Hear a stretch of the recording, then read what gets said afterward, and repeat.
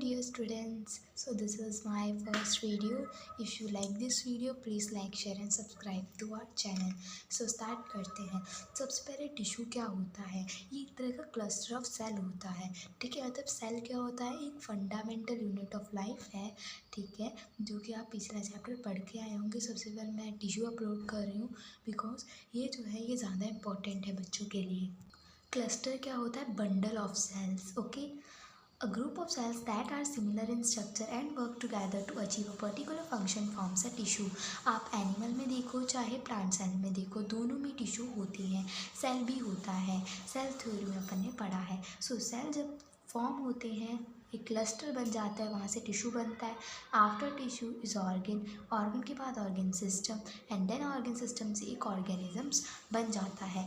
Now tissue के कारण division of labour हो जाता है, मतलब जो काम करने की एफिशिएंसी है वो बढ़ जाती है, जिसके कारण जो वर्क है वो बहुत ज़्यादा मतलब दूसरे के ऊपर डिपेंड हो जाता है. मतलब अगर समझ लो एक चॉकलेट है, ठीक है, तो अगर एक बच्चा बांटेगा तो उसे बहुत टाइम लग जाएगा, बहुत सारे बच्चे पूरी क्लास को बांटने में कम समय लगेगा. तो वही इसकी बात की जा रही है. हिस्टोलॉजी क्या है? Study of tissue. Study of tissue को अपन हिस्टोलॉजी बोलते हैं. नाउ आपको पता होगा एक एनिमल सेल होता है और एक प्लांट सेल होता है. सबसे पहले अपन प्लांट सेल के बारे में थोड़ा सा पढ़ लेते हैं. ओके, सो जो प्लांट सेल होता है वो दो टाइप का हो सकता है. सबसे पहले एक तो होता है परमानेंट टिश्यू. परमानेंट टिश्यू मतलब वो जो है यू कैन से वो डिवाइड नहीं कर सकता है, और ये अपन बाद में पढ़ेंगे. ये तो मैंने एक तरह का ये माइंड मैप है. अपन मेरिस्टेमेटिक टिश्यू के बारे में पढ़ते हैं. सबसे पहले मेरिस्टेमेटिक पढ़ते हैं वो क्या होता है.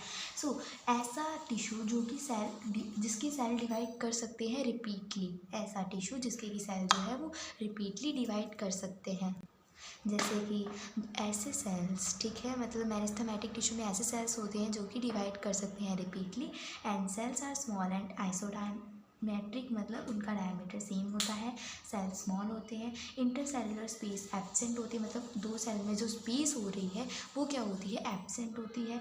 वैक्यूल्स एब्सेंट होते हैं. Now it is the most important point that vacuoles are absent because in fundamental unit of life you had read that vacuoles होते हैं प्लांट सेल में, बट यहाँ पे मेरिस्टेमेटिक टिश्यू में वैक्यूल्स एब्सेंट होते हैं. क्यों एब्सेंट होते हैं? क्योंकि उनको रिपीटली डिवाइड करना पड़ेगा. वैक्यूल्स इंटरफेयर करेंगे उनके सेल डिवीजन में.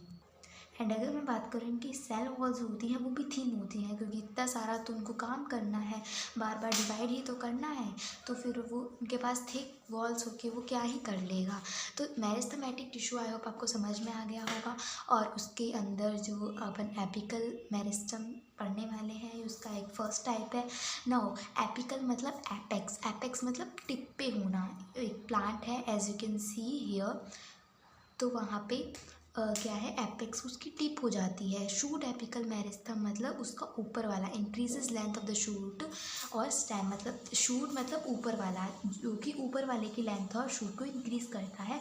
और ये प्रेजेंट होता है ग्रोइंग टिप्स ऑफ स्टेम्स, और ये प्राइमरी ग्रोथ करवाता है, मतलब ये अपनी प्राइमरी ग्रोथ ही तो हो गई ना. रूट, जो रूट में प्रेजेंट हो increases length of root and present at growing tips of root. I hope आपको एपिकल मेरिस्टम समझ में आया होगा. इसको कैसे लर्न करने का है?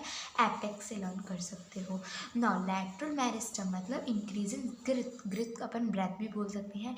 थिकनेस ऑफ द स्टेम, ये सेकेंडरी ग्रोथ करवाता है. ठीक है, नाउ देख सकते हो एक प्लांट है उसकी स्टेम की जो ग्रिथ मतलब ब्रेथ वगैरह जो है वो ग्रिथ जो है वो लैटरल मेरिस्टम ही करवाता है. ना इंटरकैलरी मेरिस्टम. सबसे पहले इंटरकैलरी को समझते हैं.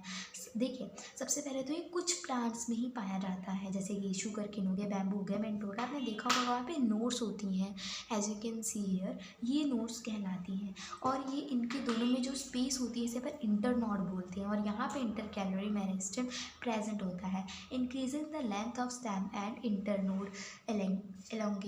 ठीक है, ये भी प्राइमरी ग्रोथ ही करवाता है एक तरह की.